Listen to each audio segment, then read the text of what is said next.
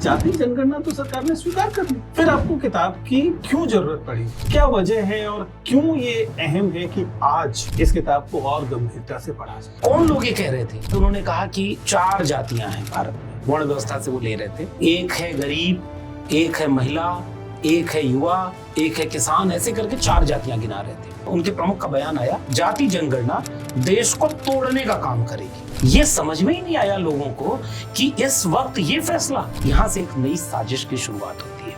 Number 1, इसलिए इस किताब की जरूरत है।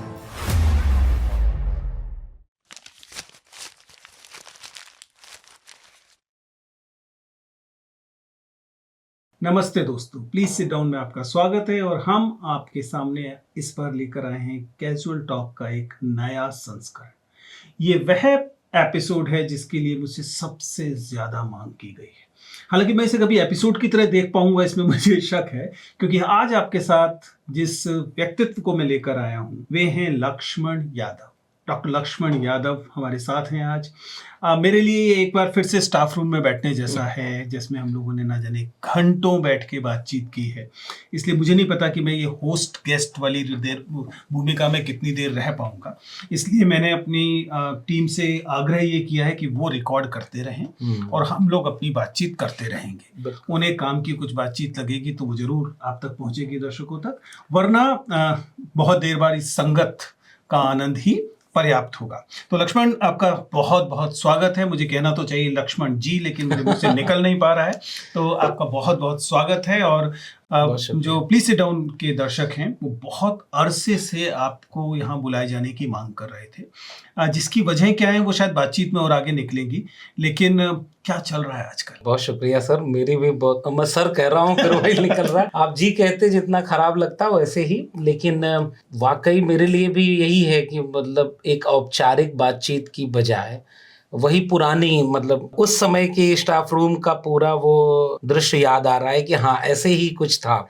और अभी बस स्टाफ रूम नहीं है और रोज का मिलना उस तरह नहीं है, लेकिन पता नहीं क्यों ऐसा लगता है कि हर कदम पर वो माहौल साथ चल रहा है, कुछ न कुछ सिखा रहा है, कुछ कह रहा है। लिखने, पढ़ने और समाज को बहुत करीब से देखने की कोशिश में वक्त गुजर रहा है। हाँ, क्योंकि शायद दर्शक नहीं जानते होंगे कि हम लोग लगभग 10 साल तक रोजाना मिल रहे थे।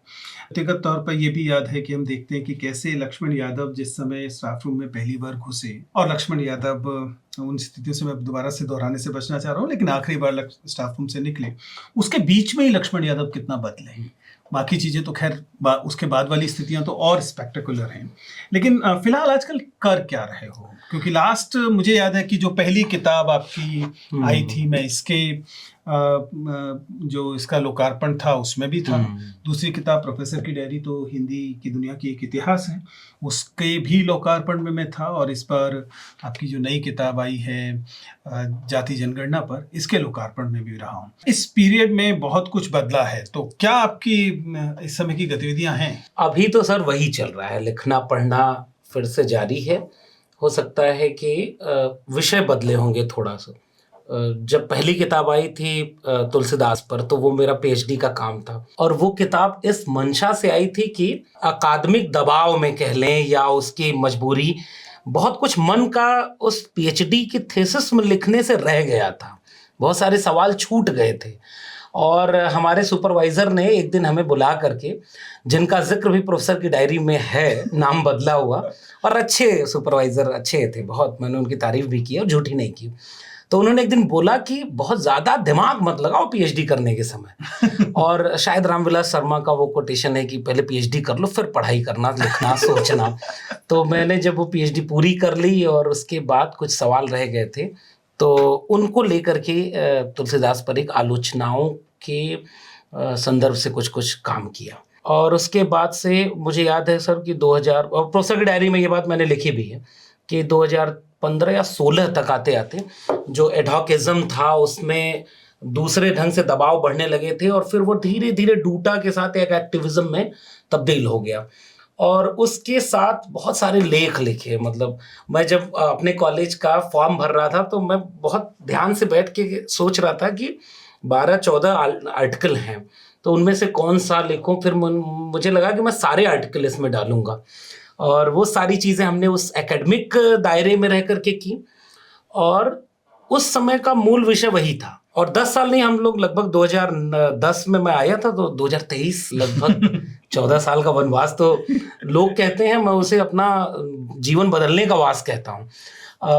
वो जो छूटा, जब वो एकेडमिया से मैं बाहर ढकेला गया, उसके बाद वो दायरा खुल गया।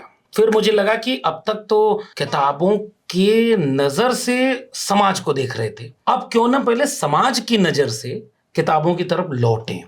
तो अभी फिलहाल पिछले 2 साल, यही जनवरी का महीना आपने ठीक याद दिया कि प्रोफेसर की डायरी जब उसका लोकार्पण हुआ, तो अभी भी उसकी भूमिका में वो तारीख दर्ज है, 3 जनवरी 2024। और इस किताब जाति जनगणना में भी आप देखेंगे भूमिका में वही तारीख है, 3 जनवरी 2026। तो ये जानबूझ करके मैंने, सावित्रीबाई फुले का जन्मदिन है उस दिन, और शिक्षा से जुड़ी हुई किताब। तो इस 2 साल में एक किताब तक का सफर तय हुआ जो उस समाज से लेखनी की तरफ आया है। तो लिखना पढ़ना खूब हो रहा है। पिछले 2 साल में मुझे उम्मीद है कि 500 कार्यक्रम तो मैंने देश भर में किए होंगे। जहां हिंदी बोलने में अगर दिक्कत नहीं हुई, उन सारे प्रदेशों में हो आया। नॉर्थ ईस्ट छूटा हुआ है, केरल, तमिलनाडु, जहां मैं अभी तक भाषा की दिक्कत, मेरी दिक्कत थी, उसकी वजह से नहीं जा पाया। तो मैंने बहुत करीब से देखा। मैंने छत्तीसगढ़, झारखंड, उड़ीसा के उन जंगलों के बीच से जाकर आदिवासियों का कार्यक्रम अटेंड किया है जिनके बारे में मुझे कुछ पता ही नहीं था। उनकी पहचान, उनकी राजनीति, उनकी संस्कृति, उनकी भाषा, खान पान। और मैं किस्सा बताऊं, चूंकि हम लोग पॉडकास्ट नहीं कर रहे हैं, बातचीत कर रहे हैं, और मैं, आप जानते हैं कि शुद्ध शाकाहारी रहा।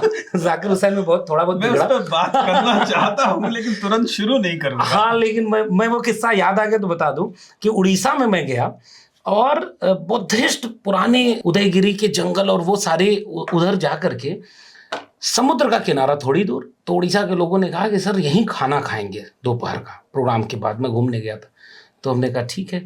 तो वो बोले क्या खाएंगे, तो मैंने कहा मैं तो वेजिटेरियन हूँ। तो कहा फिर हम लोग के साथ खा लेंगे। हमने कहा बिल्कुल। वो हमने जाकिर हुसैन में सीखा है। आप बगल में वेजिटेरियन, नॉन वेज सब साथ में खाते हैं। और एक तरह का पत्तल निकाला गया, खाना पैक होके आया। तो हमारे पत्तल में दाल और चावल आई, और उनके पत्तल में जब नॉन वेज था, तो मुझे लगा कि वो देखने से पता नहीं चलेगा कि वो नॉन वेज है। वो पनीर की शक्ल में होगा या पकौड़ी की शक्ल में होगा। और पता चला कि वो देसी भाषा हम लोग क्या, वो झींगा और केकड़ा कहते हैं, उसकी सब्जी थी। अरे वाह। और मैंने कहा कि अब मैं खा नहीं पाऊंगा, अब ये तो साफ दिख रहा है। वहाँ का कल्चर, फूड कल्चर बिल्कुल अलग। उन्होंने कहा कि सर हम यही खाते हैं, ऐसे ही है। वो हमने पहली बार इस 2 साल में ऐसी तमाम जगहों का दौरा किया, लोगों के बीच गए, बड़े कार्यक्रम से लेके छोटे। और शायद ये किताब जो जाति जनगणना किताब है, उस 2 साल के सामाजिक और राजनीतिक सफर में जो विषय मुझे सबसे अच्छा लगा, और बहुत खुशी के साथ उसको एक किताब में दर्ज किया है।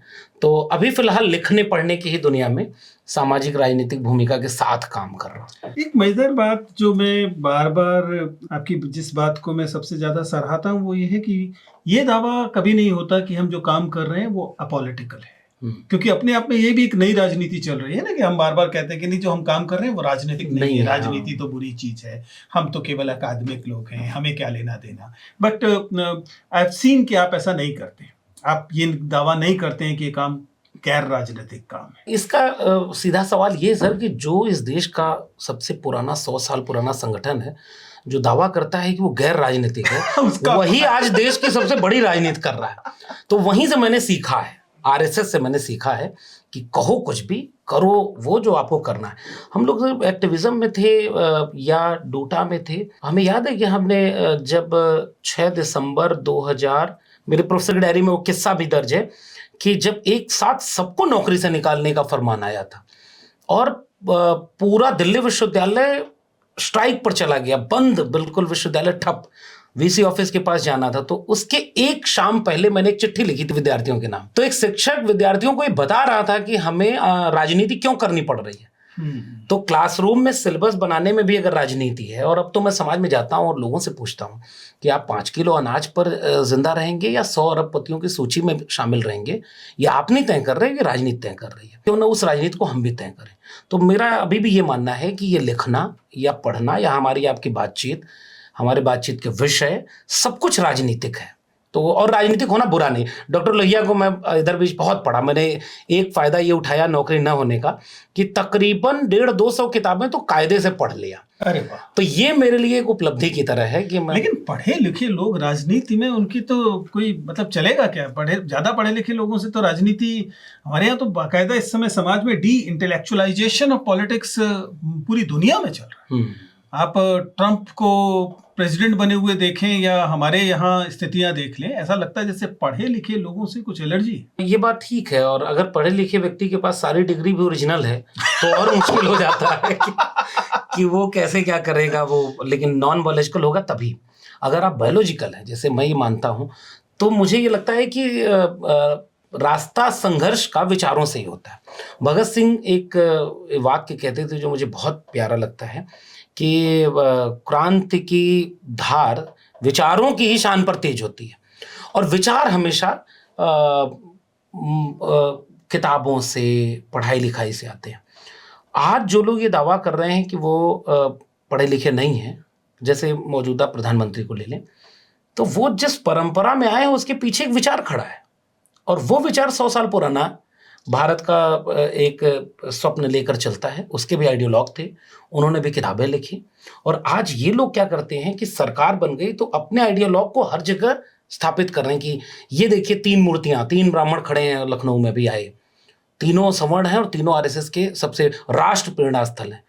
वो कौन लोग हैं? उनमें सारे विचारक हैं, वो सारे पढ़े लिखे लोग हैं। अगर गोलवलकर, हेडगेवार न होते, सावरकर का हिंदुत्व वाली किताब न होती, तो ये हिंदू राष्ट्र बनाते कैसे? आज भले विचार की जरूरत होती है, फिर उसके बाद कोई नॉन बायोलॉजिकल हो, फर्जी डिग्री वाला हो, वो उसे कैरी करता है। तो मेरा मानना ये है कि इसका जवाब भी विचार से ही दिया जाएगा। चलिए, इस बात को समझते हैं क्योंकि आप तो इस काम को कर ही रहे हैं, किताब आपने लिखी ही। एक साधारण सा सवाल जो किसी भी दर्शक के मन में आएगा वो ये कि जाति जनगणना तो सरकार ने स्वीकार कर ली, फिर आपको किताब की क्यों जरूरत पड़ी? भाई किताब, मान लीजिए जाति जनगणना नहीं हो रही थी, सरकार नहीं मांग मान रही थी, तो समझ में आ रहा था। अब तो उसने मान लिया है, तो अब तो ये किताब जिसे कहते हैं इन्फेक्शियस हो गई। अब तो इस किताब का क्या औचित्य नहीं बचा। औचित्य नहीं है। फिर आपने इस किताब को क्यों अहम समझा कि इस किताब तो इस फैसले के बाद आ रही है, तो क्या वजह है और क्यों ये अहम है कि आज इस किताब को और गंभीरता से पढ़ा जाए? ये बात भी मैंने भूमिका में भी लिखी और इस किताब के फ्लैप पर पीछे भी लिखा। अब इसे किस्से से सुनाते हैं। वो किस्सा ये कतई नहीं है कि बचपन में मैं जब छोटा था तो मगरमच्छ पकड़ता था। वो अभी सिलेबस में लोग पढ़ेंगे, एनसीईआरटी सिलेबस बदल रहा है, वहां वो आएगा। मैंने एक किस्से से आखिरी चैप्टर, या यूं कहें कि सेकेंड लास्ट चैप्टर है, उसका टाइटल है धर्म पूछा जाते नहीं, और वहीं से मैं शुरू कर रहा हूं कि 22 अप्रैल 2025 को देश पर आतंकी हमला हो रहा है पहलगाम में। उसके ठीक पहले की राजनीति क्या है? 2023 के आसपास बिहार ने जाति जनगणना कराई, उसके आंकड़े सार्वजनिक किए, उसके आधार पर रिजर्वेशन बढ़ाया और हर तरह के आंकड़े सार्वजनिक करके डिस्कोर्स पैदा किया कि ये राष्ट्र अभी सबका बन ही नहीं पाया। जाति जनगणना के बाद पता चल रहा है कि बहुत सारी जातियां ऐसी जिनमें कोई ग्रेजुएट नहीं हो पाया, कोई 10वीं 12वीं नहीं है, किसी के घर में न्यूनतम आय नहीं है, जमीन नहीं है। डिस्कोर्स बना, फिर तेलंगाना में भी हुआ और कर्नाटक में भी हुआ, लेकिन वो जारी नहीं हुआ, और पूरे देश में मांग तेज हो गई कि जाति जनगणना होनी चाहिए। फिर हुकूमत की तरफ से आवाज कौन सी सुनाई दे रही थी? बटोगे तो कटोगे, कि जाति जनगणना बांटेगी। अब इसको बहुत गंभीरता से समझने वाली बात है कि कौन लोग ये कह रहे थे जिन्होंने फैसला ले लिया है कि जाति जनगणना होगी। उनके सबसे बड़े नेता कह रहे थे कि मेरे लिए जाति कुछ होती नहीं, गरीब और अमीर एक जाति है। फिर कुछ दिन बाद उन्होंने कहा कि 4 जातियां हैं भारत में, वर्ण व्यवस्था से वो ले रहे थे। एक है गरीब, एक है महिला, एक है युवा, एक है किसान, ऐसे करके 4 जातियां गिना रहे थे। यानी वो जाति जनगणना का विरोध कर रहे थे। उनके एक दूसरे नेता नागपुर में एक दिन भाषण देते हैं कि जो करेगा जात की बात उसको मारूंगा कस के लात। उनका 100 साल पुराना जो संगठन है, गैर राजनीतिक और महाराजनीतिक संगठन, उनके प्रमुख का बयान आया कि जाति जनगणना देश को तोड़ने का काम करेगी। तो आप यहां खड़े थे पॉलिटिक्स में। 22 अप्रैल 2025 को आतंकी हमला पहलगाम पर हुआ। देश एकजुट होकर के कह रहा है कि ये बहुत बुरा हुआ है, इसका बदला लिया जाए। प्रधानमंत्री विदेश से लौट करके आए और उसके बाद वो कह रहे हैं कि मीटिंग होने लगी, वो बहुत हाई लेवल की मीटिंग हो रही है, देश पूरा एकजुट होकर इंतजार कर रहा है कि अब आतंकी गतिविधियों के खिलाफ निर्णायक लड़ाई लड़ी जाए। और टेलीविजन वाले उसके बाद शुरू किए थे कि कराची और इस्लामाबाद कब्जा कर लिया जाए। तो अभी वो शुरू होना था, मतलब पूरा देश एक अलग माहौल में था। और आप कल तक विरोध कर रहे थे और 8वें दिन 30 अप्रैल 2025 को कैबिनेट से आप प्रस्ताव दे रहे हैं कि अगली जनगणना में जाति जनगणना होगी। ये समझ में ही नहीं आया लोगों को कि इस वक्त ये फैसला, और उस समय आप नैरेटिव पूरे देश में क्या चला रही थी, हुकूमत जिसकी है वो कह रहे थे कि धर्म पूछा आतंकियों ने, जाति नहीं पूछी। और बीजेपी के राज्य के ऑफिशियल ट्विटर हैंडल ने उसे ट्वीट किया था। उसका इशारा यह था कि इस देश में जाति केंद्रित जितने भी सवाल हैं, विमर्श हैं, अब वो खत्म कर दिए जाएं। एक आइडेंटिटी रहेगी धर्म, तो एक धर्म वालों का ये हिंदू राष्ट्र रहेगा, बाकी लोग अपनी जाति पर बात करना खत्म कर दो। अब इस नैरेटिव के बीच आप कह रहे हो जाति जनगणना होगी। यहां से एक नई साजिश की शुरुआत होती है, नंबर 1। इसलिए इस किताब की जरूरत है कि वो साजिश कौन सी हो सकती है, आप किस दबाव में ये फैसला लेते हैं, क्या आशंका है? मेरा मानना यह है कि उनको बिहार चुनाव उसके बाद नजर आ रहा था, विपक्ष से उसका सबसे बड़ा मुद्दा छीनना था, क्योंकि समाजवादी पार्टी के तमाम लोग, चाहे वो अखिलेश यादव हो, तेजस्वी हो, नीतीश कुमार इवन, सारे को अभी भी शक है कि जाति जनगणना होगी कि नहीं होगी? नहीं, अब ये कह के तो पलट नहीं सकते, मतलब ये इनको करना पड़ेगा, लेकिन वो कैसे करेंगे, आखिरी चैप्टर इस किताब का यही है, साजिशें और संभावनाएं। 2011 में जब जनगणना हुई तो उसका खेल भी इस चैप्टर में, इसकी किताब के एक चैप्टर में है। पूरा संसद एक मत था, और जब कराया गया तो ऐसा खेल हुआ कि 42 लाख गलतियां और 9 लाख के करीब जातियां, और फिर आपने कह दिया कि ये आंकड़े विश्वसनीय नहीं है, इन आंकड़ों की कोई अब जरूरत नहीं बची, और वो आंकड़ों का दुरुपयोग हो गया। आप जाति जनगणना किस तरीके से कराएंगे, हम ये सवाल पूछ रहे हैं। आज तक आपने को इसका, जैसे SIR कराया, जैसे NRC कराया, वैसे करा लेंगे, उसमें क्या दिक्कत है? बिल्कुल, इसीलिए तो ये किताब लिखने की जरूरत पड़ी कि अगर वो कुछ ऐसा करें तो सजग रहने की जरूरत है कि वो उन आंकड़ों को बहुत खेल के साथ करेंगे। लेकिन एक महत्वपूर्ण बात यह भी है लक्ष्मण कि मैं हैरान हूं कि आपको इस किताब के लिए पब्लिशर आसानी से मिला कैसे। और थोड़ा प्रोसेस के बारे में बताइए कि मैं जानता हूं कि ये अनबाउंड से आई है, हम लोगों के साझा पब्लिशर हैं, वो इम्पोर्टेंट किताब जाहिर है की है, लेकिन क्या प्रोसेस रहा पब्लिकेशन का, और कहाँ तक, किन लोगों तक पहुँचाने की चेष्टा है? किताब का पहला अनुभव ज़्यादा मेरे लिए मुश्किल था। उस किताब को तो कोई पब्लिश नहीं करना चाह रहा था, प्रोफेसर की डायरी, और सब लोग कह रहे थे कि नहीं नहीं, इससे तो बहुत नुकसान होगा, और इसमें वो चीज़ नहीं है, ये नहीं है। अब उन्हें शायद लग रहा होगा कि नहीं, इसमें वही चीज़ थी जो लोग पढ़ना चाह रहे थे, और आपने नहीं पब्लिश की। तो अनबाउंड पब्लिकेशन, हालांकि मुझे ऐसे में कई पब्लिशर्स की छवि दिमाग में आ रही है who missed the bus। जैसे प्रोफेसर की डायरी पढ़ते हुए बहुत सारे लोग समझ जाएंगे कि ये बात तो मेरे लिए है, वैसे ही ये वाली बात भी मैंने जिसके लिए बोली वहां पहुंच जाएगी। तो लेकिन फिर भी मुझे खुशी है कि अनबाउंड ने बहुत शानदार तरीके से उसे पब्लिश किया और वो लोगों तक पहुंची।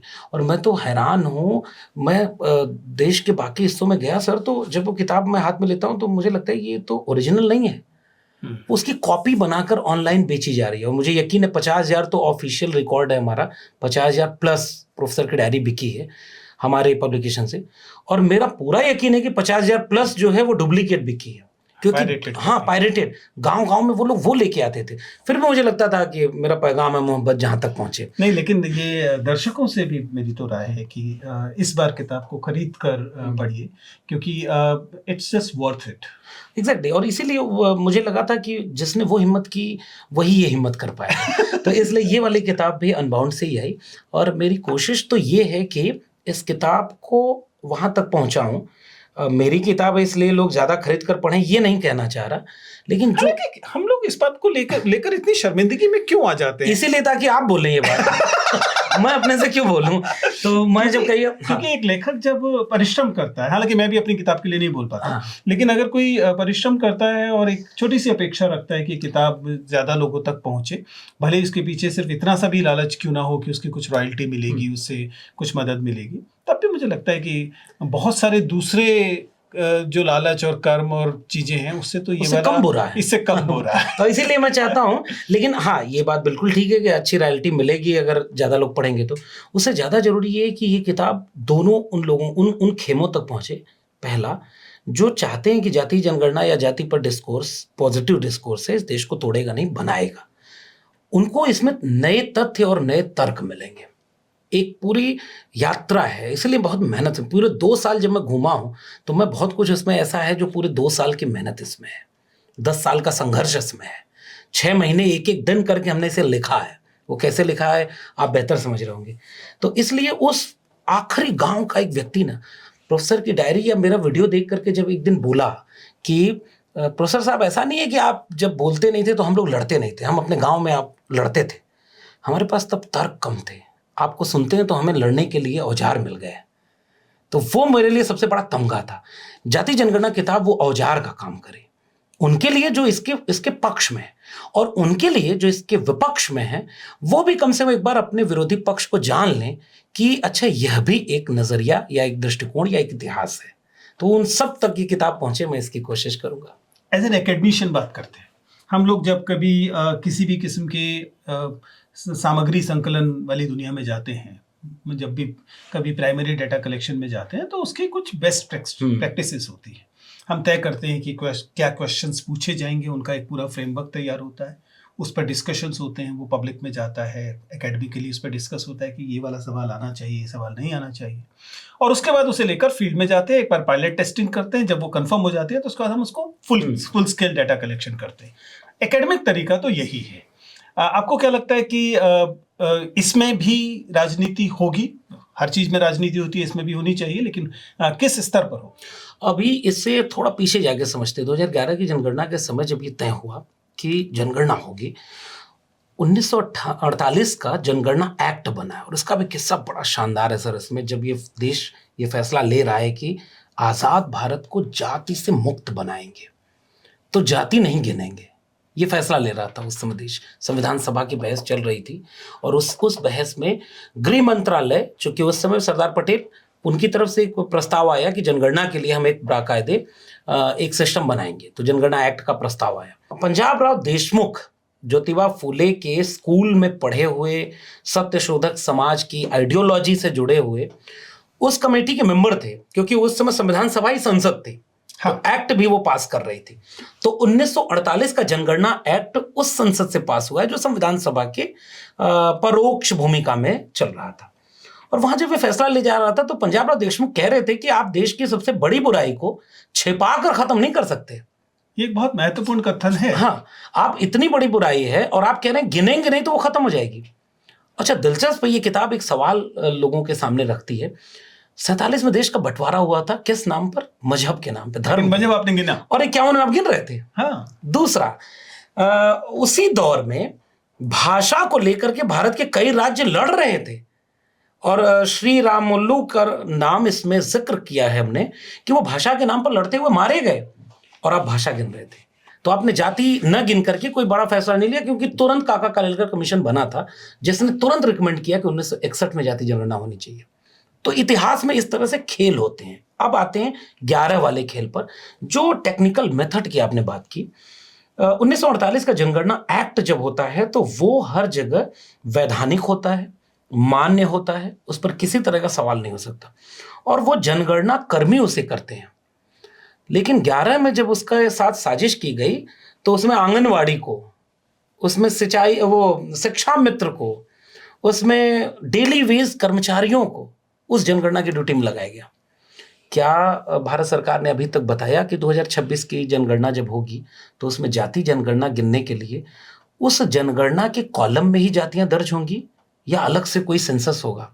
ये हमारे सामने अभी भी स्पष्ट नहीं है, इसलिए हमें साजिश की बू आती है। तो डेटा कलेक्शन का जो 1948 का एक्ट बना हुआ है वो उसके लिए फंड रेज करता है, उसके लिए उसकी क्रेडिबिलिटी होती है। अगर वो डेटा गलत है तो उसे चैलेंज किया जाएगा और आपको वापस लेना पड़ेगा।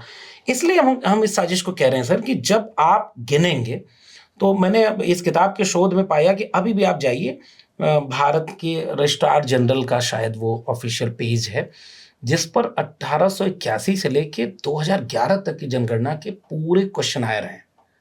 कि कौन कौन से क्वेश्चन पूछे गए थे। और आप आज भी गिनते हैं जातियां, एससी और एसटी को, वो दो जातियां गिनी जाती हैं। तो क्या आप उस तरह का कोई क्राइटेरिया बना रहे हैं? अभी तक गवर्नमेंट ने स्पष्ट नहीं किया। तो डेटा कलेक्शन होगा कैसे? और डेटा कलेक्शन का 2 साल डेटा कलेक्शन, 2 साल उसकी रीडिंग में लगता है, मैपिंग में लगता है कि जिन जातियों की आपने संख्या गिनी उनके साथ उनका फाइनेंशियल स्टेटस गिना कि नहीं, उनका एजुकेशनल स्टेटस गिना कि नहीं, और उस पूरे गणितीय तामझाम के बाद एक डेटा पब्लिक डोमेन में आता है। सरकार ने तो अभी तक कुछ बताया नहीं कि कैसे वो करेगा, इसलिए मैं इसको साजिश कह रहा हूं। अगर हम इस प्रकरण को थोड़ा और आगे लेकर जाएं तो जाति जनगणना का विरोध करने वाले लोग, दरअसल जाति के मामले में किसी भी इंक्लूजन का विरोध करने वाले लोग वो एक ही तरह के लोग हैं। वही लोग स्त्री पुरुष समानता का भी विरोध करते हैं, उन्हीं वही लोग हैं जो सांप्रदायिक सद्भाव का भी विरोध करते हैं, यही वो लोग हैं जो कि किसी भी किस्म के इंक्लूजन का विरोध करते हैं। इन लोगों का कहना है कि जाति तो भैया कुल मिला के ब्रिटिश मसला है, आपस में लड़ाई पैदा करने के लिए अंग्रेजों ने जाति गिनने की कोशिश की थी, वरना तो सारे के सारे हिंदू हैं। और आपने भी एक तंबू वाली बात अपनी किताब में कही है। क्या वास्तव में आपको लगता है कि ये जाति बनाम धर्म वाला जो तंबू है ये इसी तरीके से चलेगा, या आइडेंटिटी पॉलिटिक्स, आइडेंटिटी की बात करने वाले लोग इस बात को समझेंगे कि आप जैसे जैसे किसी बड़े तंबू के नीचे घुसते हैं वैसे वैसे आप अपनी ही मुखालफत करने लगते हैं? रोचक है, इसको फिर किस्से से शुरू करते हैं, और जो मेरी किताब से ही है। और उस चैप्टर का नाम मैंने लिखा है कि अंग्रेजों का कसूर जातियों को गिनकर जातिवाद पैदा कर दिया। उसका नाम ही मैंने तंज में रखा है, क्योंकि इस किताब को जब कोई पढ़ेगा तो उसके ठीक उस चैप्टर के पहले 5 या 6 चैप्टर मैंने इस बात में खर्च किए हैं कि गिनना भारत में अंग्रेजों ने शुरू नहीं किया।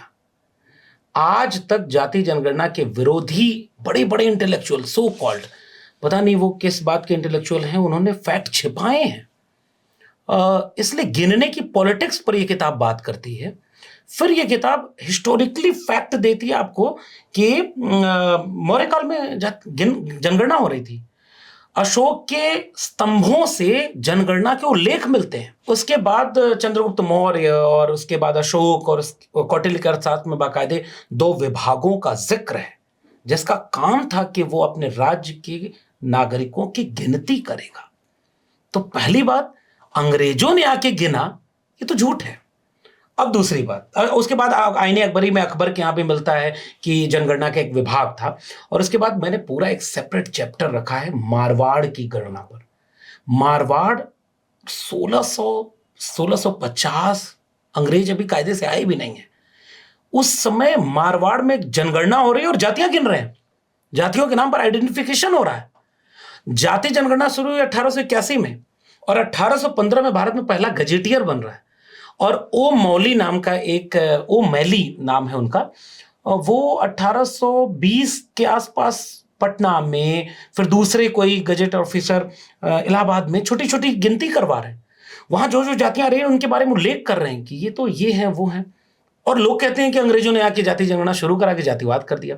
तो उस चैप्टर की शुरुआत मैंने सर ऐसे की है कि जब अंग्रेज भारत आए तो वो यहां देखकर हैरान थे कि वर्ण व्यवस्था तो थी ही नहीं। सारे लोग कहीं एक जगह मिलकर रहते थे। फिर दूसरा तर्क ये होगा कि एकदम शेर बकरी दोनों एक ही घाट से पानी पी रहे। शेर बकरी कोई था भी नहीं, अरे सब शेर ही शेर थे। बकरियां तो थी नहीं उसमें, अंग्रेज आकर के उन्होंने शेरों को कुछ बकरी बनाया। फिर दूसरा तर्क ये कहेगा कि नहीं, वर्ण व्यवस्था थी, कागजों में थी। मिसाल के तौर पे, जन्मना जायते शूद्रा, जन्म से सारे लोग शूद्र हैं, गुण कर्म से वो वर्ण में शामिल होते हैं। तो अंग्रेजों ने देखा, जब गिनती नहीं वो कर रहे थे, तब वो आश्चर्यचकित हो गए कि यहां 4 वर्ण हैं, ब्राह्मण, क्षत्रिय, वैश्य, शूद्र। तो अंग्रेज जब एक जगह गए तो देखिए कि ब्राह्मण और शूद्र एक ही थाली में बैठ के खाना खा रहे हैं। हैरान हो गया कि ये तो देश में हम राज कैसे करेंगे, यहां तो चारों वर्ण एक साथ हैं। फिर अगले राज्य में जा रहे हैं तो वहां देख रहे हैं कि ब्राह्मण और शूद्रों में विवाह हो रहा है। शूद्रों की बेटी ब्राह्मणों का बेटा, ब्राह्मणों की बेटी शूद्रों का बेटा। फिर अगले राज्य में अंग्रेज जा रहे हैं तो ये देखकर हैरान है कि एक गुरुकुल है, उस गुरुकुल में जो प्रोफेसर हैं वो कोई मेहतर है, कोई बढ़ई है, कोई कुम्हार है, कोई लोहार है, और जो शिक्षक जो शिक्षा लेने के लिए बैठा है कोई क्षत्रिय है, कोई ब्राह्मण है। और जब शिक्षा दे करके एक दलित समाज का, एक कुशवाहा, एक बनिया जब जब बढ़ई जा रहा है तो ब्राह्मण उसे दान दे रहे हैं कि अगले जन्म में हमें पार कर देना। अंग्रेज हैरान थे देख करके कि यहाँ तो सारी जातियां मिल करके रह रही हैं। अंतर जातीय विवाह इतने होते थे कि पूछना नहीं है। ब्राह्मण का बच्चा अगर एक दिन अंग्रेज गए एक जगह तो देखते हैं कि जो गटर साफ कर रहे हैं उसमें तो 3-4 ब्राह्मण, 2 क्षत्रिय, एक वैश्य है जो अंदर से झाड़ू लगा रहा है। क्षत्रियों में जो कमजोर क्षत्रिय थे वो ये हो गए। ऐसा होता नहीं है। हमने इसीलिए बताया कि आखिरी में जब अंग्रेज देख करके डर गए कि इस देश में राज कैसे करेंगे, तो पहले एक मनु को पैदा किया, उससे मनुस्मृति लिखवाई और उसके बाद विभाजन पैदा किया। नहीं, लेकिन अगर हम इस सारे व्यंग्य को छोड़ भी दें, लेट अस अज्यूम कि वास्तव में समाज बहुत सारे खंड खंड में विभाजित था और उस पर ठीक से शासन करने के लिए, उनमें ठीक से विभेद भी करने के लिए या उसे समझने के लिए ही अंग्रेजों को डाटा की जरूरत थी। और उन्हें पता था कि डाटा केवल धर्म के आधार पर लेने से काम नहीं चलेगा, क्योंकि विभाजन केवल धर्म के आधार पर नहीं है, विभाजन जातियों के आधार पर और ज़्यादा मुखर है। इसलिए वो जाति गिनना चाहते थे, अंडरस्टैंडेबल, इसमें कोई आपत्ति नहीं, क्योंकि अंग्रेज केवल मनुष्य नहीं गिन रहे थे, वो तो पेड़ पौधे भी गिन रहे थे। शुरुआत ही पेड़ पौधे और जानवर गिनने से थी। बॉटनिकल सर्वे होता है, जियोलॉजिकल सर्वे होता है, लिंग्विस्टिक सर्वे, ग्रेडसन पूरा का पूरा भाषा गिनने का काम करते हैं। तो सर्वेक्षण तो किसी भी कॉलोनियल फोर्स का शुरुआती स्टेप होता है। वो चीजों को समझते हैं ताकि उनका दोहन कर सके। उनका इंटेंशन एकदम क्लियर था। सवाल सिर्फ इतना है कि एक डेमोक्रेटिक भारत ने इस प्रक्रिया को किन वजहों से डिसकंटिन्यू किया, और दूसरा, अब वे कौन सी वजहें हैं जिनके चलते हम ये माने कि ये समय आ गया है कि इस प्रोसेस को फिर से शुरू किया जाए, और ये वजह उससे कैसे भिन्न होंगी जिस वजह से अंग्रेज ऐसा कर। ठीक बात है। उस चैप्टर की शुरुआत मैंने भले व्यंग से की हो, लेकिन आखिर तक आते आते मैंने निष्कर्ष यही पाया, 2-3 चीजें। पहला कि गिनना अंग्रेजों के पहले से भी शुरू हो गया था। मतलब हजरत मूसा, हजरत ईसा के यहाँ भी देख रहे हैं कि शहर गिनती करवा रहे हैं, और गिनती शासन करने की पहली जरूरत होती है। इसलिए कोई भी समाज अपने यहाँ गिन रहा था। दुनिया के कई देशों में केवल पुरुषों को गिना जा रहा था। फिर कई जगहों पर हमने हिस्टोरिकली कुछ किताबें पुरानी खोजी तो देखा कि 18 साल से कम के और उसके आसपास की उम्र के बच्चे गिने जा रहे थे जिन्हें सेना में भर्ती किया जा सके। ठीक बात। कुछ लोगों को श्रम में लगाया जा सकते, गिना जा रहा था। अंग्रेज भी गिन रहे थे अपने यहाँ। उन्होंने 17वीं शताब्दी में ही गिनती करवा ली थी। तो वो गिनती से शासन पर क्या असर होता है, इस व्यावहारिक सच से लैस होकर के भारत आए थे। नंबर 1 बात, भारत में ऑलरेडी गिनती के सबूत मौजूद थे। कौटिल्य का अर्थशास्त्र और आईने अकबरी 2 ग्रंथ हैं जो लिखित तौर पर कहते हैं। आप अशोक के स्तंभों से लेकर के मैंने जिक्र किया है, मारवाड़ का जिक्र किया है, इन सब का सबूत यह है कि भारत में भी एक परंपरा गिनती की रही है। तो ये दोनों परंपराएं मिल करके गिनती करवा रही हैं। अब आते हैं दूसरे लॉजिक पर कि गिनती के समय वो शुरुआत में बहुत सारी तरह की गिनती करवा रहे थे, उसमें जाति भी गिनती कर रहे थे। हमने साफ तौर पर कहा है अंग्रेजों की मंशा अपने शासन और शासन के आधार पर शोषण को और सघन करने की थी, व्यवस्थित हो जाए। तो हर पहचान को वो गिन रहे थे। लेकिन जैसे हम भारत के अतीत को छोड़ देते हैं, तब हमें यह तर्क अच्छा लगने लगता है कि अंग्रेज केवल फूट डालो और राज करो की नीति के तहत जातियां गिन रहे थे। जो जाति जनगणना विरोधी बौद्धिक तबका है वो एक तर्क देता है कि जातियां गिनने से हुआ क्या कि जातियां थीं, वो हमारे चुटकुले को नजरअंदाज कर देगा कि अरे लक्ष्मण यादव मजाक उड़ा रहे हैं बस। लेकिन तर्क यह है कि जातियां थीं, लेकिन उनमें आवाजाही थी, वो स्थिर नहीं थी, रूढ़ नहीं थी, वो बिखरी हुई थी। अंग्रेजों ने जब गिना तो उन्हें एक जगह पर संख्याओं में बद्ध कर दिया। तो हर जाति एक समूह बनाने लगे और समूह संघर्ष करने लगा। तो जातिवाद पैदा किया अंग्रेजों ने, ये उनका तर्क होता है। हम ये कहते हैं कि ये तो फिजूल की बात है। इसके बाद के चैप्टर तो हमने ये बताए अंग्रेजों की मंशा साफ तौर पर शोषण की थी, लेकिन जब वो गिन रहे थे तो भारत में सामाजिक बदलाव होने लगा कि एक किस्म की पहचान के लोग, एक किस्म की संस्कृति के लोग, एक किस्म की समस्याओं के लोग एकजुट होने लगे। इसमें सर आप इस पर लोग वही होता है ना कि जब जब आपको पढ़ने कम दिया जाए तो लक्ष्मीबाई कॉलेज की प्रिंसिपल कह देती है कि गोबर लिपने से भाई तर्क तो हो। जैसे आजकल कथावाचक सब कहते हैं कि मुख से वो बड़ा अच्छा है सर आजकल तो पृथ्वी किसके अधीन है? मंत्रों के अधीन। और मंत्र किसके अधीन है? देवताओं के अधीन। देवता किसके नहीं, देवता के अधीन है पृथ्वी, और देवता किसके अधीन है? मंत्र के, और मंत्र किसके अधीन है? ब्राह्मण के। इसलिए पृथ्वी किसके अधीन हुई? तो वो वाले लॉजिक से आप जाइए, कुछ भी साबित कर देंगे। मैं क्या साबित करना चाह रहा हूं कि जैसे ही गिनती हो रही थी तो अंग्रेजों की मंशा साफ तौर पर शोषण की थी। वो कॉलोनियल माइंडसेट से कर रहे थे, वो अपने शासन को और नीचे तक ले जाना चाह रहे थे, इसलिए आपके भी विभाजन को गिन रहे थे, इसमें कोई दो राय नहीं। हम ये रीड करना चाह रहे हैं कि उसका इस समुदाय पर क्या असर हुआ। 1891 में जब जाति जनगणना होती है तो उनके जनगणना के अधिकारी कह रहे हैं कि यहां तो जातियां इतनी बिखरी हुई हैं और इतनी बहुत ज्यादा जातियां ऐसी हैं जिनमें बहुत नजदीकी है, तो वो उनको एकजुट कर रहे हैं। और 1901 की जनगणना के बाद सर ये किताब आपको फैक्ट देती है, भारत के सबसे बड़े सामाजिक परिवर्तन 1901 की जनगणना के बाद शुरू हुए।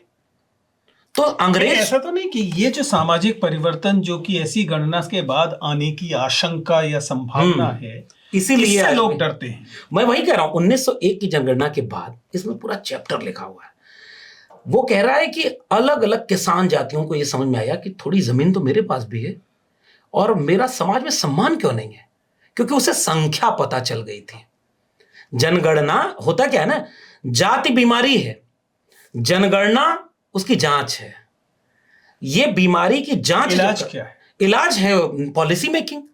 जनगणना से जो, लेकिन इस पॉलिसी मेकिंग में किसी भी गणना से, मतलब मैं I am just being devil's advocate कि अब क्योंकि अब किसी को मैं झंडे वालन से तो यहाँ ला नहीं सकता, हाँ, तो मैं ही बैठकर उस सवाल को बिल्कुल जायज है कि अगर वास्तव में गिनने से कोई समाधान हो रहा होता तो हम करते।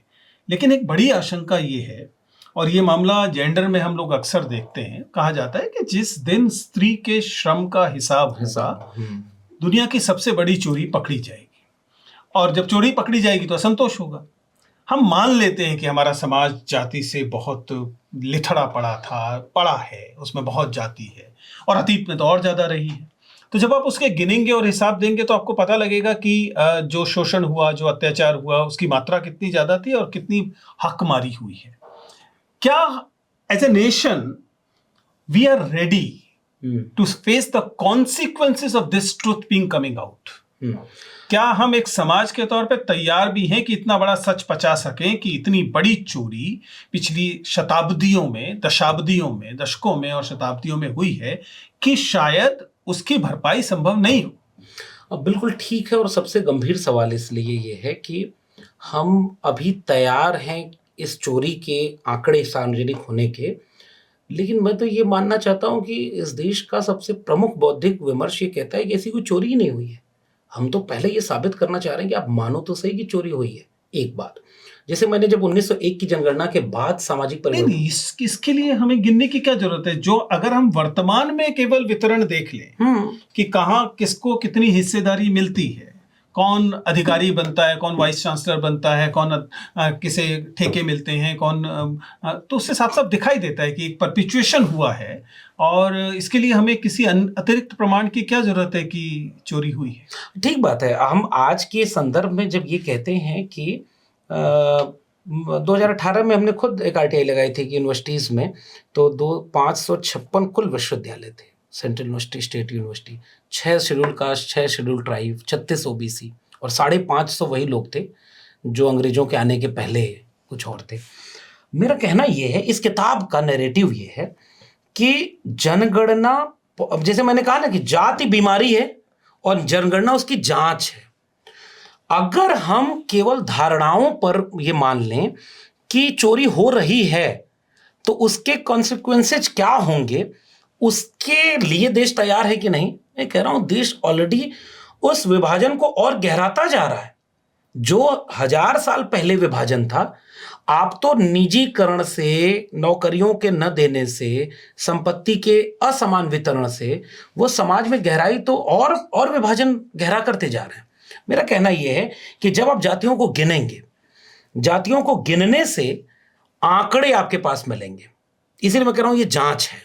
जांच के बाद उस आंकड़े के हिसाब से नीति बनाएंगे। और नीति में क्या है? साफ तौर पर एक बात है, हम जानना चाहते हैं कि 84 करोड़ लोगों को आप 5 किलो अनाज प्रति महीने दे रहे हैं, और 100 अरब पतियों में एक भी आदिवासी नहीं, एक भी दलित नहीं, एक भी शायद ओबीसी भी नहीं है।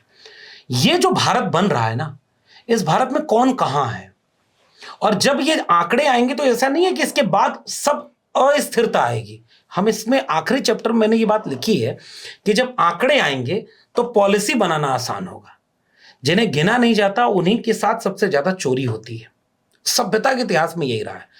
गिनने की पॉलिटिक्स, मैंने शुरुआती चैप्टर में लिखा है कि सबसे बड़ी पॉलिटिक्स ये है कि कौन गिना जाएगा और कौन नहीं गिना जाएगा। 1951 से जब आपने तय किया कि कोई नहीं गिना जाएगा, तो वो केवल 2 लोग थे। शेड्यूल कास्ट आप गिन रहे थे, शेड्यूल ट्राइब आप गिन रहे थे, आप सब कुछ गिन रहे थे। आपने केवल सवर्णों को और ओबीसी को गिनना बंद किया। तो सबसे ज्यादा यहीं पर असमानता दिखने लगी। आज भी चूंकि वो लोग कह रहे थे कि शेड्यूल कास्ट और शेड्यूल ट्राइब को रिजर्वेशन उनके बेस पर मिल रहा है, अब मेरे सवाल का जवाब दें कि ओबीसी को भी तो रिजर्वेशन उसी के आंकड़े के मुताबिक मिल रहा है। 52% आबादी, 27% आरक्षण। तो आज आबादी कितनी है बिना ये जाने आप आरक्षण दे कैसे रहे हैं? क्यों? ईडब्ल्यूएस में दे रहे हैं 10% आरक्षण दे रहे हैं बिना गिने, क्या दिक्कत है? एग्जैक्टली, तो यही होगा। और ये जब होगा तो क्या समाज उसके लिए तैयार है जो ये असमान वितरण हो रहा है, ये खाई बढ़ती जा रही है? इस देश की बहुत बड़ी आबादी, बहुत सारे लोगों को लगता है कि जाति गिनने का जो आग्रह है वह सांप्रदायिक लेवल पर, धर्म के आधार पर जो एकता आ रही है हिंदू समाज में, उसे तोड़ने की साजिश है।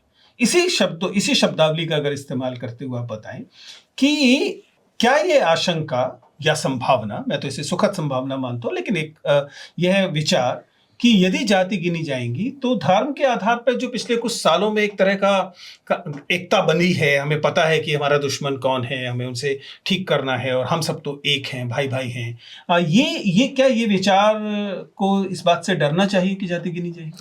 1991 की जनगणना में एक आंकड़ा देता हूं सर। 1991 की जनगणना के आंकड़े हैं, लगभग 12 लाख हिंदू उपासना गृह हुआ करते थे देश में, लगभग 12 लाख।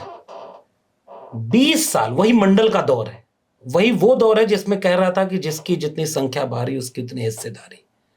इस देश में गिन तो लो कि पता चले कि कौन भारत में देश चला रहा है और कौन गुलाम बना बैठा है। 20 साल के भीतर 2011 की जनगणना में भारत में हिंदू उपासना मंदिर या इस तरह के केंद्र 25 लाख से ज्यादा बन गए। कुल आंकड़े 30 लाख के आसपास हैं, जिनमें से 25 से 26 लाख हिंदुओं के मंदिर बने हैं। मेरा सवाल यह है कि पिछले कितने 100 साल में आप 12 लाख पर थे, जब मंडल आंदोलन आया तो आप 20 साल में उसके 2.5 गुना बढ़ गए। हर जगह आपने मंदिर बना दिए, हर जगह आपने धर्म की बहस खड़ी कर दी। नंबर 1, मंडल के खिलाफ भी तो कमंडल आया और उसी समय नारा दिया गया था कि धर्म खतरे में है और वहीं बनाएंगे, हम आएंगे। ये पूरी पॉलिटिक्स धर्म की, जाति के पॉलिटिक्स के खिलाफ खड़ी हुई है। इसमें पूरा चैप्टर है। मंडल के विरोध में 2 चीजें आई, एक कमंडल, एक भूमंडल। तो भूमंडल ने कमंडल को जमीन तैयार कर दी और मनुवाद और बाजार, इन दोनों ने मिलकर के उस गैर बराबरी को और स्थिर बनाया है। हम एक सवाल आपसे जानना चाह रहे हैं कि 2025-26 में जैसे जैसे जाति जनगणना की बहस को आपने यहां पहुंचाया, तो आपने कबूल किया ना कि जातियां हैं, उनको गिनी जानी चाहिए। फिर आप हिंदू राष्ट्र बनाने की लड़ाई किसके नाम पर लड़ रहे हैं? इसका मतलब यह है कि साफ पॉलिटिक्स यही है। अब आखिरी में, जैसे ही धर्म की पहचान हावी की जाती है, उस चैप्टर में मैंने लिखा भी है, तो जाति के सवाल को खत्म कर दिया जाएगा। एक तो ये भिक्षा यात्रा निकालता है, एक व्यक्ति है। मैं कबीर को याद करते हुए इन सबको बाबा बाबा संत वंत नहीं मानता। कबीर कलयुग कठिन है, साध न चिन्ह कोय, और कामी क्रोधी मस्खरा तिनका आदर होए। तो आजकल मस्खरे वस्करे, वो कहते हैं ना बिस्कुट क्या क्या सुनाते हैं, मतलब 15 अगस्त को इसलिए भारत आजाद हुआ क्योंकि 1 अगस्त को पूरा समुद्र पी गए अगस्त, तो उनको लगा कि तो 15 अगस्त है। ये सब चल रहा है। ये क्यों चल रहा है? क्योंकि जाति कॉन्सियसनेस बढ़ रही है, और जैसे ही कास्ट कॉन्सियसनेस बढ़ेगी तो वो सवाल मुसलमान से नहीं पूछेगी, वो सवाल अंग्रेज से नहीं पूछेगी। तालाब में पानी नहीं पीने देने वाला मुसलमान नहीं था, अंग्रेज नहीं था, आदिवासी नहीं था, कोई वही हिंदू था जिसे हिंदू राष्ट्र आज चाहिए। आरक्षण के साथ सबसे ज्यादा धोखा किसने किया? बाहर के। किन? इसमें जनेऊ आंदोलन और त्रिवेणी संघ का जिक्र है, जो जनगणना से सीधे जुड़ा हुआ है। किसान जातियों ने जब कहा कि मेरे पास जमीन है तो मैं जनेऊ क्यों नहीं पहन सकता, ब्राह्मणों ने और भूमिहारों ने हमला कर दिया। और इसमें तथ्य के साथ है कि 80 लोग मारे गए थे 1908, 1910, 1925। जैसे ही यह सवाल कोई पूछेगा तो धर्म की एकता बन ही नहीं पाएगी। तो जो धर्म की एकता बनाना चाहते हैं वो बेसिकली सवर्ण वर्चस्व को कायम रखना चाहते हैं, इसलिए वो जाति के पूरे डिस्कोर्स को खत्म कर रहे हैं। ओबीसी पर ये बात मेरी समझ में आ सकती है। जो जातियां हिंदू समाज में निम्नतर मानी जाती रही हैं उनके संदर्भ में ये बात समझ में आ सकती है, लेकिन मुझे लगता है आदिवासियों को लेकर सवाल शायद एक भिन्न तरीके का है, क्योंकि ये जो धर्म का तंबू है ये जब आदिवासियों को भी अपने में शामिल करता है और आदिवासी इस बात से या तो हैरान होते हैं या परेशान होते हैं या शायद औचक तरीके से उसके दबाव में भी आ जाते हैं कि उनका धर्म क्या है, क्योंकि ये सवाल जो उनके जाति पर भी उठेगा लेकिन जाति पर भी आते हैं। जैसे मसलन मैं जानना चाहूँगा कि कोई आदिवासी जो कि झारखंड का है या छत्तीसगढ़ का है, उसके धर्म के कॉलम में आपके हिसाब से एक ईमानदार प्रविष्टि क्या होगी और उसकी जाति के कॉलम में एक ईमानदार प्रविष्टि क्या होगी? बिल्कुल ठीक बात है। इसमें एक चैप्टर मैंने अपनी किताब में लिखा भी है कि पहचान की राजनीति क्या होती है। जब जनगणना हो रही थी तो तमाम जातियां एक क्लेम कर रही थी कि मुझे किस कॉलम में रखिए। आदिवासी एक ऐसा तबका है जिसमें 1881 में अलग शब्द प्रयोग किया जा रहा है, वो जंगल में रहने वाले, और वो अंग्रेज अपने ढंग से। फिर 1891 में अलग हो रहा है, 1931 तक आते आते उनको कहा जा रहा है कि मैं ट्राइब लिखो, फिर वो शेड्यूल्ड ट्राइब वहीं से आता है, जनजातियां आती हैं। दलित असर्ट कर रहे हैं, जब गिना जाता है तो केवल गिना नहीं जाता, वो अपनी पहचान को लेकर कॉन्शियस होता है, वो पूरा समुदाय। जैसे एक किस्सा बताता हूं सर, थोड़ा सा समय और लूंगा, कि 1930 के आसपास अंग्रेज अपनी सेना में जब भर्ती कर रहे थे 1920-30 के आसपास, तो वो कह रहे थे केवल क्षत्रियों को हम भर्ती करेंगे, क्योंकि उन्होंने पुराने भारतीय ग्रंथों से ये पाया कि बलवान कौन होता है? क्षत्रिय होता है।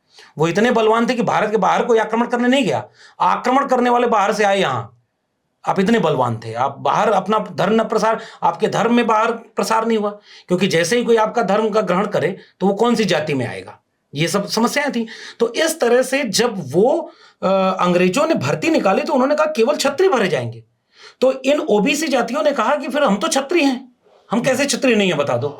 उसी में जनेऊ पहनना शुरू करते हैं, उसी में वो अपनी अखिल भारतीय कुर्मी क्षत्रिय महासभा, अखिल भारतीय कोयरी क्षत्रिय महासभा, अखिल भारतीय यादव क्षत्रिय महासभा, अखिल भारतीय लोधी क्षत्रिय महासभा आज भी चलती है। और आप साबित करके दिखा देंगे कोई क्षत्रिय नहीं है। फिर होगा क्या पता है? कि धर्म के नाम पर यादव की चोटी उखाड़ी जाएगी। मध्य प्रदेश अभी जल्दी इटावा में कथा कहने जाओगे, 15 साल पुरानी चोटी उखाड़ ली जाएगी। तुम यादव होकर कथा कहोगे? ये अधिकार केवल ब्राह्मण, और ब्राह्मणों में 4 नीच ब्राह्मण है, मैंने नहीं कहा। ज्ञानपीठ पुरस्कार प्राप्त प्रधानमंत्री के मित्र ने कहा है कि ब्राह्मणों में 4 जातियां नीच हैं। तो मेरा जन्म ये बड़ी मजेदार बात है। अगर उस पूरे प्रकरण को सुने तो वो ये कहते हैं कि ये नीच इसलिए हैं क्योंकि जब ये शिक्षा देती थी तो कुछ ले लेते थे। और आज सारे नीच कौन होगा? तो अब मैं आता हूं सवाल पर कि इसीलिए वो तंबू खतरे में आता है सर। वो तंबू बार बार ताना जा रहा है धर्म का, क्योंकि इस देश के पिछड़ों, दलितों और आदिवासियों तीनों को अलग अलग तरीके से रखा जाए। आदिवासियों में भी जाति होती है, लेकिन आदिवासी तो झारखंड में विधानसभा में पास कर चुके हैं कि अगली जनगणना हुई और अगर धर्म के कॉलम में हमारा धर्म नहीं है तो उस धर्म कोड के उस जनगणना का हम बहिष्कार करेंगे। तो वो धर्म मानते ही नहीं। और आरएसएस जाके कह रहा है तुम वनवासी हो, वो कहते हैं हम वनवासी है ही नहीं, तुम्हारे इस समय नहीं। दलितों का शोषण इतना ज्यादा धर्म के नाम पर हुआ है, वो तो उसे मानते नहीं। अम्बेडकर की 22 प्रतिज्ञा में पहला प्रतिज्ञा ये है कि रामकृष्ण को हम ईश्वर ही नहीं मानते। धर्म के नाम पर सबसे ज्यादा शोषण।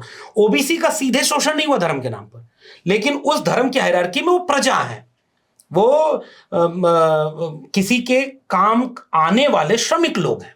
इसलिए मैं कह रहा हूं कि बड़ा तंबू इसलिए खींचा जा रहा है। उस बड़ी तंबू पर इंटरेस्टिंग खतरा बात बनाया यह है कि ये सब बातें करते हुए जैसे एक शिक्षक होने के नाते होता है कि आप एक तरफ बात में शामिल होते हैं और एक दृष्टा भाव भी होता है कि आप कहीं टॉप व्यू में देखने की कोशिश कर रहे होते हैं। I like the way the passion you carry normally talking about it, क्योंकि नॉर्मली कम्युनिकेशन का शिक्षक भी हूँ, तो ये जो पैशन है लक्ष्मण, इसके क्या क्या संकट हैं और एकदम व्यक्तिगत स्तर पे बताओ कि क्या क्या संकट आपको लगते हैं। एक तो सही है कि मतलब नौकरी गई, उसमें तो हम सब दोषी हैं, हम जानते हैं, लेकिन इसके अलावा क्या क्या संकट। कई बार तो लगता है कि ब्लेसिंग इन डिस्गाइज है, नौकरी गई तो होता है, हमारे यहाँ एक कहावत कही जाती है कि लकड़ी की हांडी गई और भला हुआ मोरी गगरी फूटी। हाँ, खैर, तो लेकिन ये बताइए कि व्यक्तिगत तौर पे क्या क्या संकट आपको दिखाई देते हैं निकट और दूरस्थ भविष्य में, क्योंकि यूएपीए चल रहा है, लोगों की नौकरियां जा रही हैं, जिंदगियां जा रही हैं, बेल नहीं मिल रही है, ऐसे में क्या क्या देखते हैं? ये बात तो सही है कि नौकरी गई, और उसमें सर आपका एक कोटेशन मैं तो पहली बार बोल रहा हूँ सबके सामने, मेरे बड़े पिताजी को भी लगता था कि मैं ही कुछ कमज़ोर रहा, इंटरव्यू नहीं दे पाया रहूँगा, इसलिए मेरी नौकरी नहीं हुई। वो मानते ही नहीं थे, ये तुम राजनीति बतियाते हो कि आरएसएस का चल रहा है ये वो। फिर उन्होंने आपकी एक छोटी सी क्लिप देखी, तो आज भी वो कहते हैं कि वो तुम्हारे यहाँ के जो एचओडी हैं, वो आज भी एचओडी कहते हैं, वो कहते हैं उन्होंने बड़ी अच्छी बात कही, फिर लगता है कि हाँ तुम्हारे साथ गलत हुआ। तो वो बात वहाँ पहुँची। खैर, वो जो गलत हुआ वो हुआ, आज भी वो लोग वहाँ हैं। मैं तो कबीर मेरे सबसे प्रिय, हम सब हिंदी साहित्य के विद्यार्थी हैं, आज भी मैं मानता हूँ। और मैं कहता हूँ कि मतलब हम भी पाहन पूजते होते रन के रोज, और सतगुरु की कृपा भी उतरा सिरते बोझ। तो बहुत सारा बोझ हमने उतारा है, और उसका जोखिम भी है, ये बात ठीक है। और आप ये जो पता नहीं मैं किस वे में हूँ, अगर मैं आईएएस का इंटरव्यू देने जाता तो फिर मैं लास्ट में आके पूछता कि सर कहाँ कहाँ मुझे सुधार करना है। तो मैं बिल्कुल कैजुअल हो गया, या आपने इतना कैजुअल किया है। तो ये एक चीज़ है कि अभी भी हम लोग बहुत कुछ सीख रहे हैं। तीसरी बात ये कि जिस विषय पर आपने बहुत मन से पढ़ा हो या पढ़ रहे हैं, अभी बहुत कुछ पढ़ना बाकी है। मतलब अगर मुझसे पूछा जाए तो मैं अभी तक कायदे से अपने 2 आइकॉन, इंटेलेक्चुअल आइकॉन, अंबेडकर और लोहिया, इनकी भी सारी किताबें नहीं पढ़ पाया हूँ। मैं भगत सिंह को पूरा नहीं पढ़ पाया हूँ, तो अभी भी पढ़ने की गुंजाइश बची है। लेकिन जिस फील्ड में हम काम कर रहे हैं फिलहाल, ये मेरे रुचि का है, और इसमें मुझे लगता है कि कुछ ऐसी बातें भी कहनी चाहिए जो कहा जाना जरूरी है। इसलिए ये आत्मविश्वास कि हम गलत नहीं हैं, हम जो सोच रहे हैं, जो हम करना चाहते हैं, वो एक समता और न्याय के भविष्य के लिए है, वो किसी के खिलाफ नहीं है। तो अभी हम उसको और अर्जित करना चाहते हैं। अब आखिरी बात, लेकिन ये मामला केवल भारत का नहीं है। अगर आप देखें तो एक किस्म का दक्षिणपंथी उभार, जिसमें कि उन आइडेंटिटीज को जो एक समय में शोषक आइडेंटिटीज रहीं, बाद में इक्विटी और इंक्लूजन की बात आने पर उन्होंने थोड़ा बहुत मानवीय चेहरा अपनाने की कोशिश की, वो अब फिर से उभार पाए, और वो अपने अतीत को पर बजाय शर्म करने के अब गर्व करना शुरू कर रही है। Make America great again, white supremacist, आप नॉर्थ मिडिल ईस्ट में देखें, आप भारत में देखें, आप तमाम यूरोप में देखें, ऐसा लग रहा है कि फिर से दुनिया भर में ये ताकतें और ताकतवर हो रही हैं। और मुझे तो सबसे ज़्यादा चिंता इस बात की आती है कि उन्हें अब अपने अतीत पर शर्मिंदगी नहीं है। भारत में भी अब आपको ऐसे कारें दिखाई देंगी जिसमें ब्राह्मण और या अन्य स्टिकर्स लगे होंगे, जो कि अपने शोषणकारी अतीत पर गर्व करना चाहते हैं। ऐसे में तो ये और मुश्किल और कठिन और खतरनाक होता जा रहा है। ये बिल्कुल ठीक है कि वैश्विक स्तर पर ये संकट गहरा रहा है, और ये मुझे लगता है सर इतिहास थोड़ा बहुत हम लोगों ने पढ़ा है, और कई बार इस तरह का एक सर्कल घूमता है, एक दौर आता है, साइक्लिक है, सही बात है। तो अभी ये वाकई भारत के लिहाज से तो मैं बेहतर हम लोग देख पा रहे हैं। आपने ठीक कहा कि बहुत सारे लोग जेल में हैं, उमर खालिद को बेल नहीं दिया, और आज भी लोग उसका भाषण सुने तो कहेंगे कि मतलब जेल नहीं दिया, अभी हम देख रहे हैं कि लोगों को विशेष तौर पर जेल में डाला जा रहा है। सोनम वांगचुक जेल सोनम में। वांगचुक जेल में, पता है सोनम वांगचुक से ज्यादा हार्मलेस व्यक्ति सरकार के लिए क्या हो सकते होंगे मुझे नहीं पता। सोनम वांगचुक तो फिर भी वैज्ञानिक और उस दिशा में काम करने वाले लोग हैं, लेकिन पहले भी अतीत में अंधविश्वास के खिलाफ संघर्ष करने वाले लोगों को मार दिया दाभोलकर, पंसारे, गौरी लंकेश। इस सब को देख करके तो डर तो लगता ही है निश्चित रूप से कि ये पूरी प्रवृत्ति जिस दिशा में जा रही है। प्रधानमंत्री का छोटा भाई एक 26 साल का लड़का होगा जिसकी कोई डिग्री नहीं होगी, वो एक ही बात है, वो रावण को फोन मिला लेता है, हनुमान को मिला लेता है। प्रधानमंत्री सब कुछ कर लेते हैं, डमरू इतना अच्छा बजाते हैं, वो भी लेटेस्ट है। ऐसे दौर में ये दिख रहा है कि वो अपने वर्चस्व को फिर से स्थापित कर रहे हैं और ऐसे में उनके सामने की लड़ाइयों में कमजोर हुआ है मामला। मैं फिर भी कहता हूं कि लड़ने वाले अगर कम होंगे तो उनको दमन उनका आसानी से हो सकता है। मेरे ऊपर भी बहुत सारे मुकदमे में बोलता नहीं बाहर, वो अभी चुपचाप चल रहा है। उन्हें भी शायद इस बात का इंतजार होगा कि बाद में देखेंगे जब उचित समय आएगा। मुश्किल तो बहुत है, लेकिन मुझे फिर भी ये लगता है कि जब मैं दुनिया के इतिहास को पढ़ता हूं तो हर बार इस तरह का दौर आता है और पलट जाता है। मतलब मैं अपने देश के उन लोगों को देखकर शर्मिंदा हूं कि जिनको धर्म का राष्ट्र बनाना है और वो पाकिस्तान और बांग्लादेश से कुछ नहीं सीख पा रहे, जिन्होंने शायद वही सीख रहे हैं, या हो सकता है वही चाहते हैं। वो उनका धार्मिक राष्ट्र का तस्वीर वही है और वहां जैसे अल्पसंख्यक को वो मार रहे हैं। बांग्लादेश में एक हिंदू मारा गया तो पूरे देश के हिंदूवादी पूछ रहे हैं कि तुम बांग्लादेश पर क्यों नहीं बोल रहे हो। इस देश में जाने कितने दलित, पिछड़े, गरीब, मुसलमान रोज मारे जा रहे हैं, इस पर आपका खून ही नहीं खोल रहा है। इसका मतलब ये खतरा तो बहुत बड़ा है, इसमें कोई दो राय नहीं है। फिर भी मुझे लगता है कि इस विपरीत वक्त में भी और जिम्मेदारी से हमें अपनी बात कहनी होगी। मैंने प्रोफेसर की डायरी जब लिखी तो आज भी मुझे ये इस बात का यकीन है कि जो मैंने पहले लिखा अब मैं कई जगह देखता हूं तो मुझे लगता है कुछ चैप्टर उसमें और जोड़े जाने चाहिए। जबलपुर में गौमूत्र में कैंसर की इलाज की दवा खोजने वाले गोबर ऊपरी खरीदने में और घूमने में 3.5 करोड़ खर्च कर दिए और आपने पूरा हायर एजुकेशन का नया पॉलिसी बना करके पूरी शिक्षा को बेच दिया। मेरे उत्तर प्रदेश में 27,000 डिग्री कॉलेज बंद हो रहे, कंपोजिट ठेका खोल दिया। तो पूरा प्रयास ये है कि समझदारी खत्म हो जाए। जब सोचेगा कोई नहीं तो वो इसी दिशा में जाएगा जो इसी तरह के वर्चस्व को लेकर के आएगा। मैं अभी भी कह रहा हूं कि उससे संविधान को केंद्र में रखते और एक सोशलिस्ट, डेमोक्रेटिक और सेकुलर स्वप्न जो हमारा है। आपने शुरू में एक बात बहुत अच्छी कही थी, जो जातिवादी होगा मैं उसे बहुत आसान भाषा में कहता हूं कि वो लैंगिक समानता विरोधी भी होगा। जो जातिवादी होगा वो कम्युनल भी होगा, वो एक कम्बो है, वो एक के साथ एक फ्री ही आता है, उसको आप अलग से नहीं ले सकते। तो ऐसे लोगों का वर्चस्व है। मेरा आखिरी में मानना यह है कि अभी उनके पास ताकत है, इसलिए वो पैसा लगाकर अपना नैरेटिव चलाकर अपनी चीजों को पूरे देश में प्रचारित कर रहे हैं। फिर भी मुझे लग रहा है वीरेंद्र डंगवाल की वो कविता है ना कि अब तक चलकर आए हैं इतने लाख वर्ष, तो आगे भी चल करके ही हम जाएंगे, आएंगे उजले दिन जरूर आएंगे। उन्होंने अच्छे दिन नहीं लिखा था, उन्होंने उजले दिन लिखा। तो मुझे उसी का उम्मीद है। दुनिया भर में दक्षिण पंथ मजबूत हो रहा है, ये भी बात बिल्कुल। चलिए इससे कुछ निकलने वाली मजेदार चीजें बताइए। चूंकि अब आपको रोज कॉलेज नहीं जाना होता, किसी जगह हाजिरी नहीं बजानी होती, क्लास आपको मिस करती है, आप क्लास को मिस करते हैं, अलग बात है, लेकिन इस चक्कर में आपने कहा कि आपने लगभग हर राज्य घूमा। क्या मजेदार खाया पिया, व्यक्तिगत वाली चीजें बताइए। बहुत मजेदार सी चीज जो जिसे लगे कि हाँ ये तो मुझे भी करना चाहिए। बहुत सारी जगहें हैं, भारत को कायदे से घूमना चाहिए। मुझे लग रहा है कि मुझे याद है सर, एक बार क्या हुआ, विश्व आदिवासी दिवस के दिन छत्तीसगढ़ और झारखंड के बीच एक इलाका ऐसा है जहां एयरपोर्ट जो सबसे नजदीकी है वो भी 350 किलोमीटर दूर है। समझ गया। और वहां जाने की सड़क नहीं है, बारिश हो रही है और बारिश में कीचड़ हो गया। और जब मैं जा रहा हूं तो मुझे अफसोस था कि अब लगता है यहां कार्यक्रम फेल हो जाएगा, लोग नहीं आएंगे। मैं उस कार्यक्रम में गया और मुझे देखकर मैं हैरान था कि वहां तकरीबन 25,000 आदिवासी खड़े थे, वो इतना कीचड़ में। और वहां जो यंग जनरेशन के बच्चे थे वो जोहार आकर के सेवा जोहार का नारा लगा रहे थे और वो कह रहे थे कि सर हम आपको देख रहे हैं।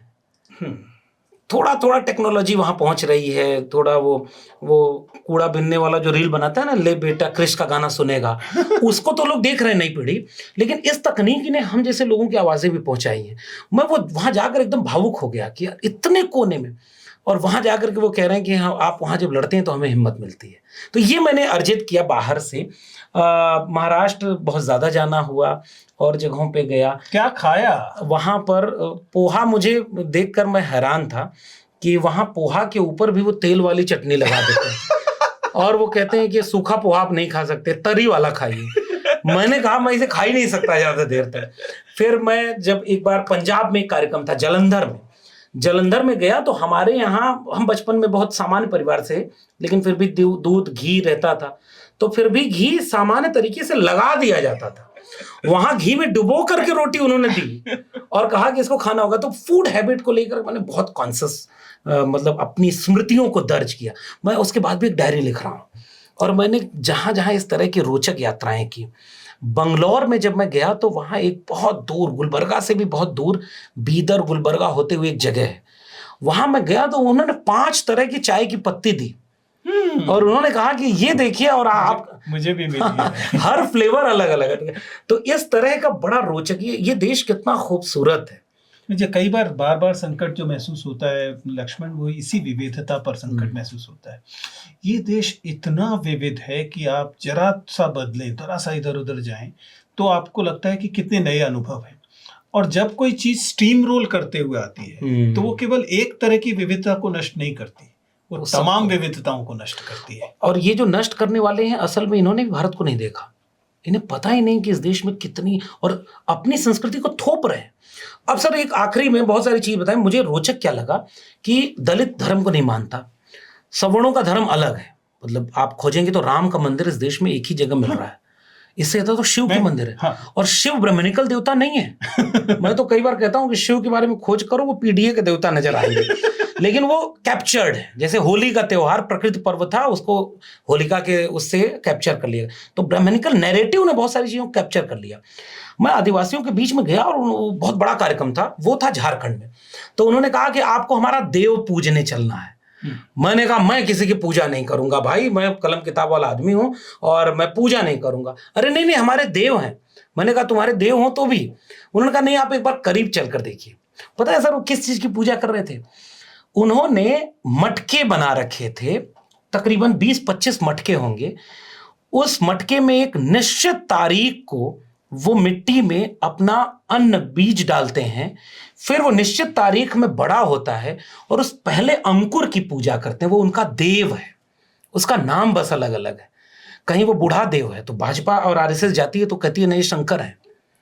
आदिवासियों के देवता को कहती है कि ये तो शंकर है, ये तो राम है। ये अरे नहीं है भाई, उनका पूरा कल्चर अलग है। मैंने ओबीसी जातियों में, किसान जातियों में देखा कि फसल की पूजा करते थे, फसल की पूजा होती है। और उनके हर तीज त्योहार में कोई बीच में मीडिएटर नहीं था जो बताता था कि 100 रुपया दो तभी जो है मुक्ति मिलेगी। आजकल एक बड़ा अच्छा चल रहा है, आपके यहाँ से वायरल भी हो सकता है।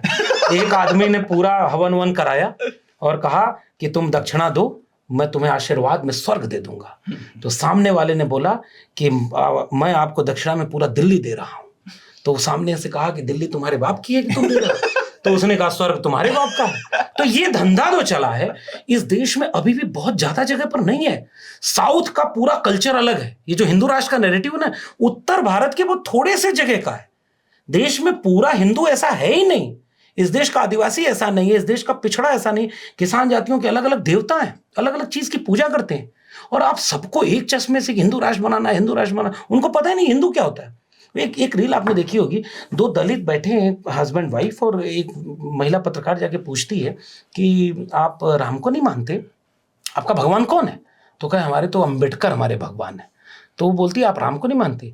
तो वो पत्नी है, बुजुर्ग पत्नी, अपने पति से पूछती है कि ये राम कौन है अन्ना?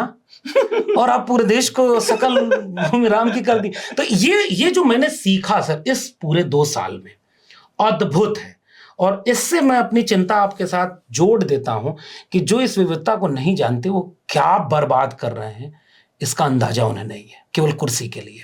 On this note, thank you Lakshman. मैं तो समय भूल चुका था, मुझे नहीं पता कि हम लोगों ने कितनी देर बातचीत की है, लेकिन हमेशा की तरह बातचीत में बहुत मज़ा आया। हम उम्मीद करते हैं कि जिस देश का तस्वुर हमारा है, हम उस देश तक पहुंचेंगे या फिर उसके रास्ते में कहीं पहुंचेंगे और फिर किसी और को यह बैटन दे बिल्कुल रिले की तरह। Thank you. Thank you so much.